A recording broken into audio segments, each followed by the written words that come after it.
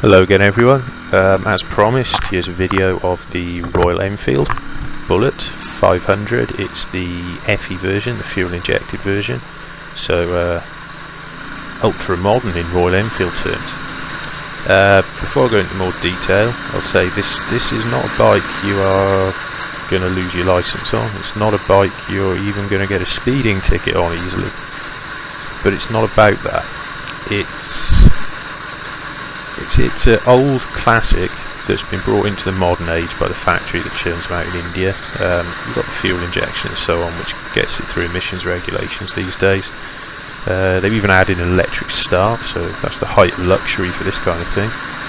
And disc brake on the front. It's a bike for riding and enjoying the journey, not going all balls out and trying to rip it up in the twisties, because it won't do it. You're not going to hoon about on one wheel on this bike, but it's not about that. And even if you're into going fast, you might be surprised at how much you'd enjoy riding one of these. The tech specs are, according to Royal Enfield, it's a single cylinder 499cc engine, which makes a lovely thumping noise through its pipe.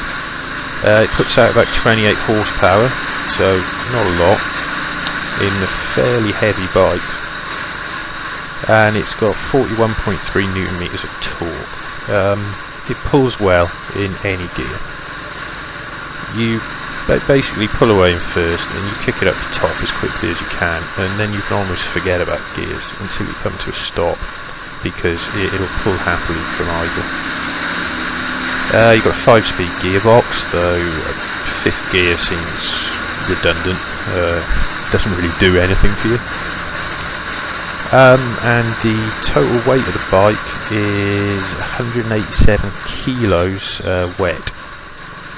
So as you can see, its power to weight ratio is not great. It's probably not much better than a decent 125. Stopping is courtesy of a 2-piston sliding caliper disc on the front and a drum on the rear.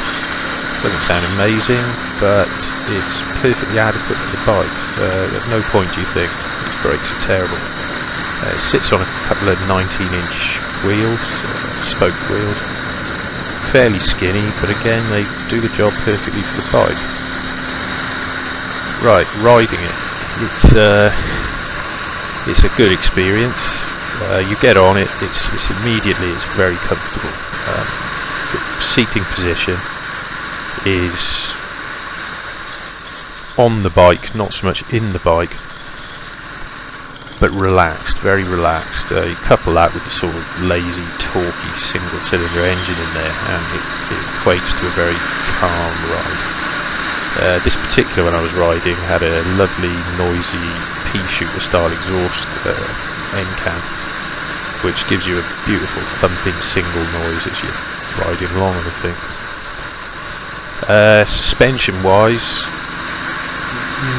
I wouldn't say it's terrible, but I wouldn't say it's great. You hit a decent bump and you definitely feel it through the front. Back end seems stiff enough, although I'm not sure if the one I was on had aftermarket shocks put on it. Basically, these bikes, they're just fun to pootle along on. If you just want something to give you 70 miles to the gallon, so you can ride it all day, on a nice day, and just pootle around the countryside on the A and B roads, then these are great. They're the perfect thing for it. Top speed, I managed to get it to about an indicated 78, 79, which in reality is probably 70.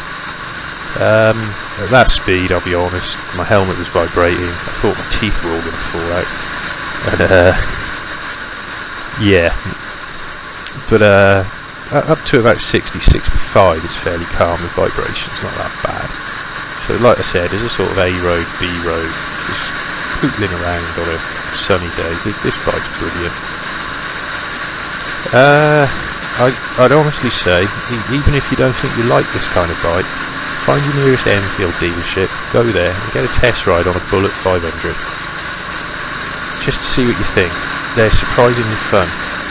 My normal riding style is a bit crazy. So you would never think I'd enjoy this kind of bike, but I did. I can say I honestly came away from riding this wanting one. They've got a crazy charm about them. Unfortunately, they seem to hold their second-hand prices quite well, the current EFI ones. So it might be a while before I can get one. Anyway, thanks for listening. Hope you enjoyed this.